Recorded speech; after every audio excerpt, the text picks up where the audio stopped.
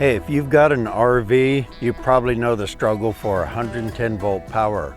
I mean, these things come from the factory without 110 volt power. That's pretty common on the more affordable units anyway. Well, I'm going to tell you how we're going to have full-time 110 volt power, and it's not going to cost a fortune. I'll tell you how we're going to do that right after this.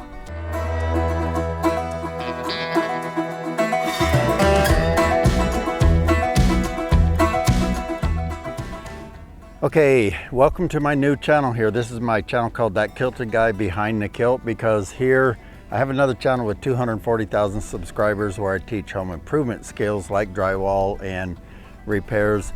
But I decided to go RVing, and we're out here in Quartzsite, Arizona, boondocking. Now, if you don't know what boondocking is, basically it means we're out here with no hookups, no electricity, sewer, or water. We're on our own. That's the rules out here. If you're going to boondock in the long-term visitors area of Quartzsite, you have to be able to supply all your own facilities, basically. So we got to handle our getting rid of our sewer properly, bring our own water in, and if we need 110 volt power, we got to provide it. Well, some of the common ways to do that out here are, of course, a generator. A lot of people have a generator, but one of the problems with that is the rules say the generator has to be shut off at 10 o'clock. Now, if you're a night owl like me, you might find that really inconvenient. I shoot YouTube videos. I sometimes want to be in there editing videos at 10:30, 11 o'clock at night. And other times I just simply don't want my generator running all day long. It gets expensive. Plus there's the noise. You can probably hear it in the background right now. It's quiet. I've got a Harbor Freight 3500 Predator. It's got the really quiet mode on it, but it's still annoying. I don't want the thing running all day. I don't want to be constantly running to town getting 5 gallons of gas. We're always running to town getting more gas, and that gets annoying and takes away from the relaxation part that we're trying to do out here in the desert. Plus we're trying to save money. So we weighed some different options. Well, here's how we were doing electric. We of course were doing a generator, but we also were using our EcoFlow battery. Now I'll show you pictures of that here. An EcoFlow battery, there's a lot of different ones out there like Blue Eddy, Jackery, all kinds of different brands. And basically it's a lithium battery with its own built-in charging circuit. So you can charge that like for an hour and a half a day and you've got a full charge on it. We bought one that had 720 watt hours, meaning we could use 100 watts of power for 7.2 hours a day before the battery was drained. Now of course that fluctuates. It's not an exact thing the way it works out. But that still wasn't enough. I have a CPAP I need to run after 10 p.m. That alone was draining that battery every night, pretty much. It made it through it, but just kind of barely. We also like to run a small noise fan, a white noise fan, helps drown out creaks and groans and wind noise outside, things like that. We've been sleeping to that for years, so we didn't want to quit using that. So all in all, we needed more 110 volt power than we were getting.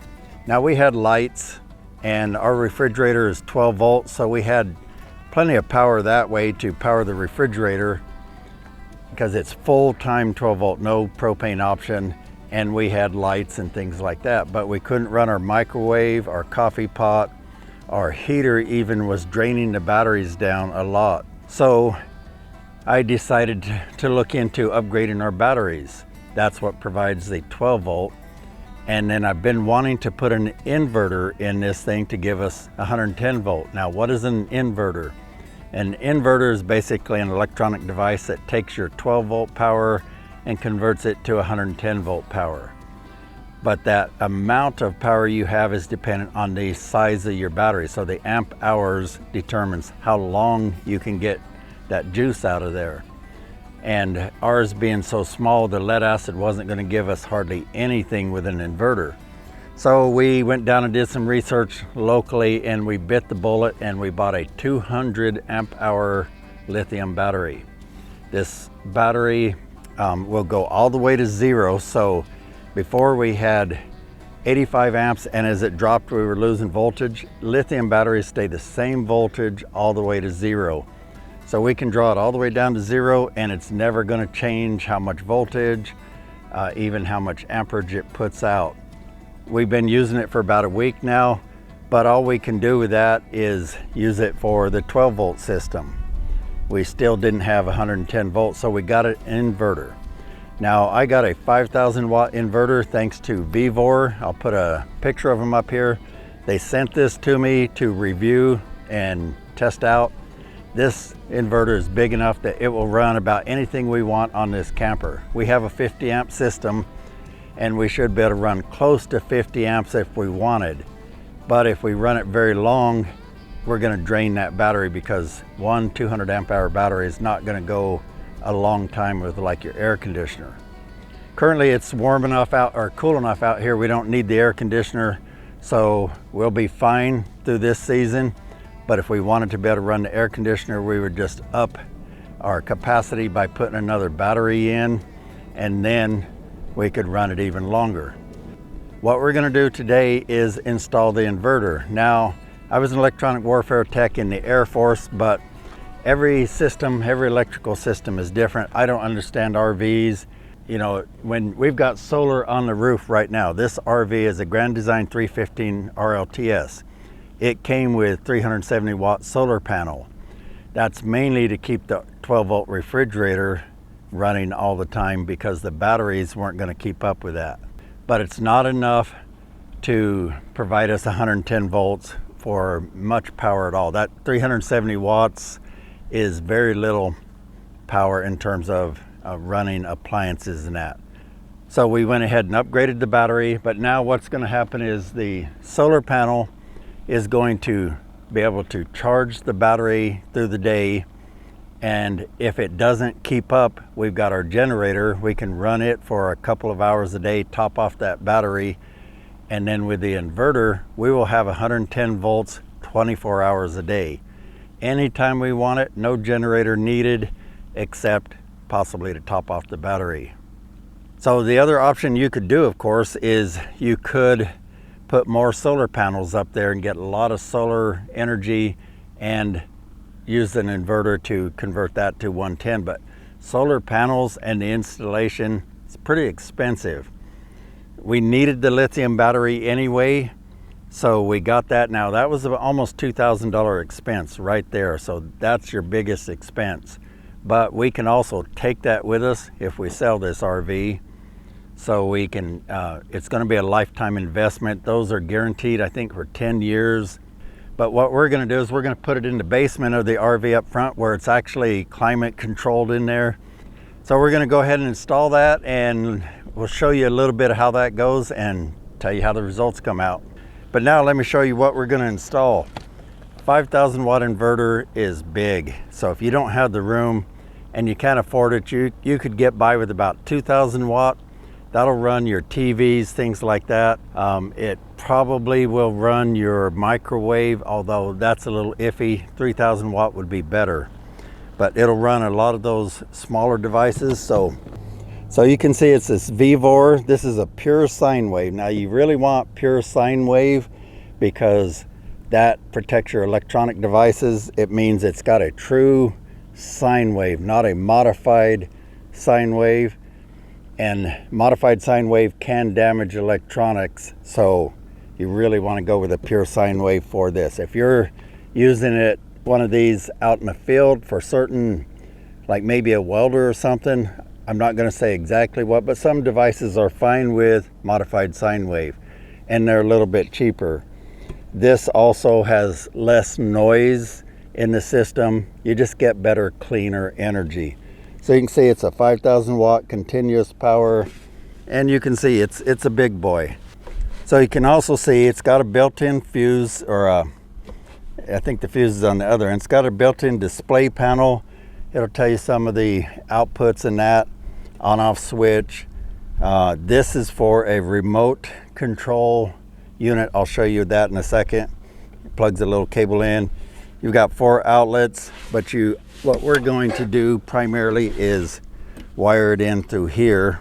We're going to have a basically wire ours so that we choose with the cord that comes out of our RV, we're going to plug it either into this outlet, which is the inverter coming off of the battery, or we can move it over to this outlet, and that would be like the generator and shore power. So we can choose one or the other, but you can't have both at the same time. Okay, so here's the panel that cord plugs in. I was telling you something plugs into it.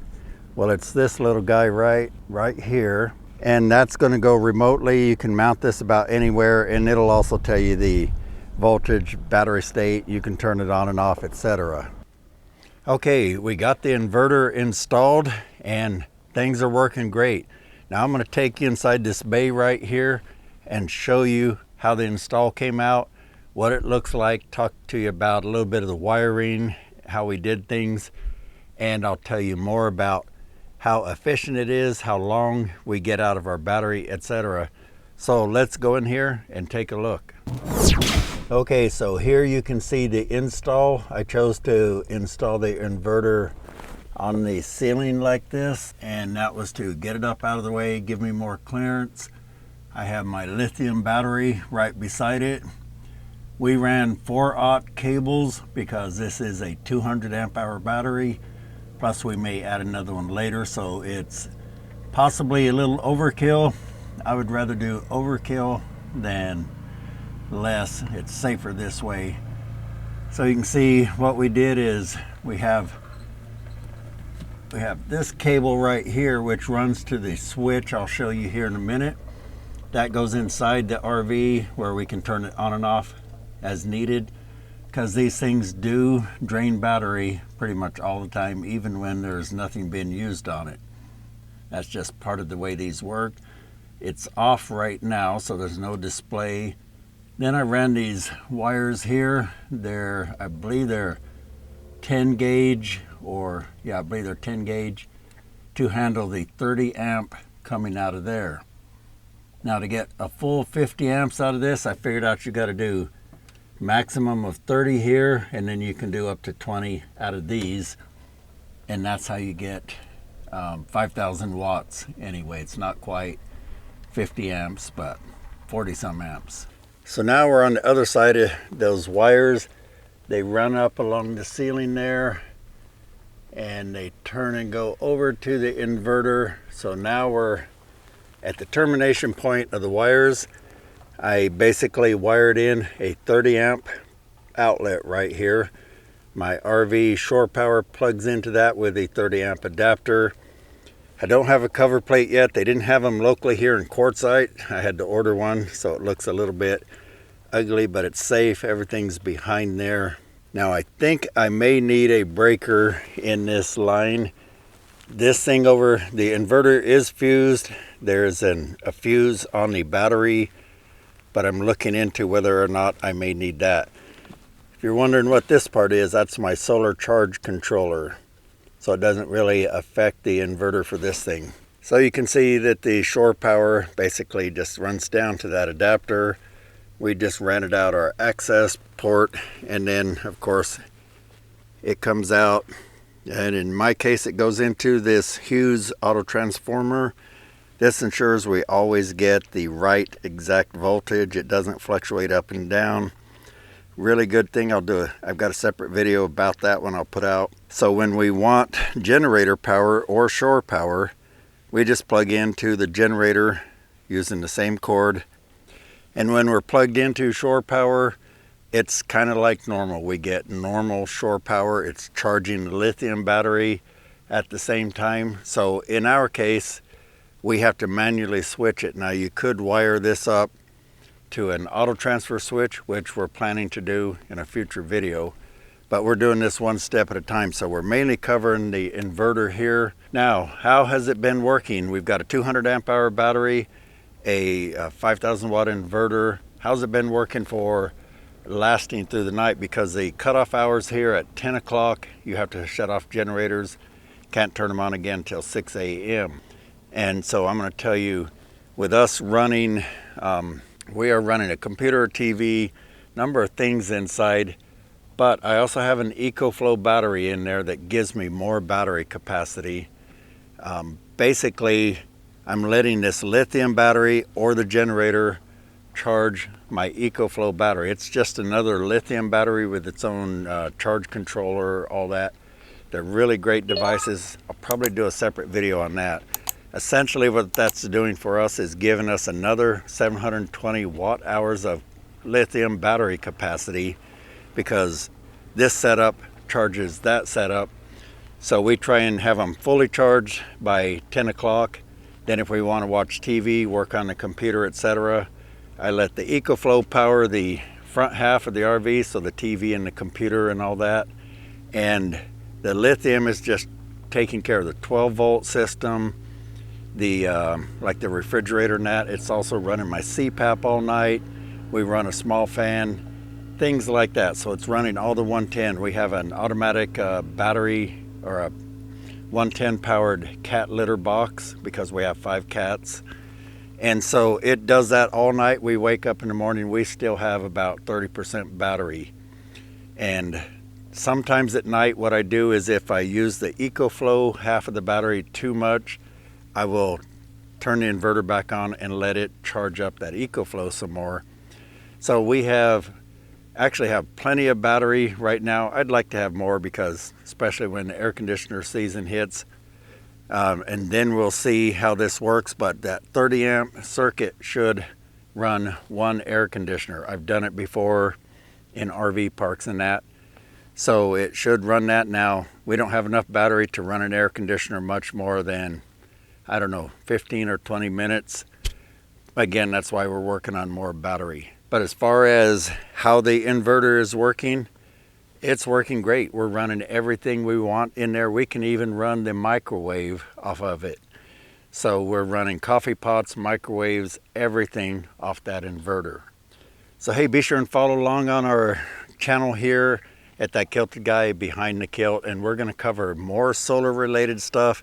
Let me show you a stack of panels I got sitting here. There's a whole stack of solar panels sitting there. I went and picked up a whole pallet of these for $20 a piece. And these are actually, they were rated at 230 watt panels when they were brand new. Because they're older, that's why we got them cheap. They're now down to about 180 watts, but for $20 a panel, I'll take it all day. So our plan here in Quartzsite is to just set them out here on the ground. As you can see, there's just lots of room to spread out here, and they don't care. So we're gonna set our panels up out here to run power into the battery here. That way we'll have even more charging power, and that will allow us to not run that generator much. We're still having to run that generator a couple hours a day. I tilted my solar panel. I'll do a separate video on that and show you the results, but basically it doubled the output. We sometimes get as much as 20 to 25 amps of charging power out of that tilted panel, depending on if anything else is running. So we're getting there. This is the inverter part. Be sure and subscribe, and I look forward to seeing you on the next videos. Take care, everybody.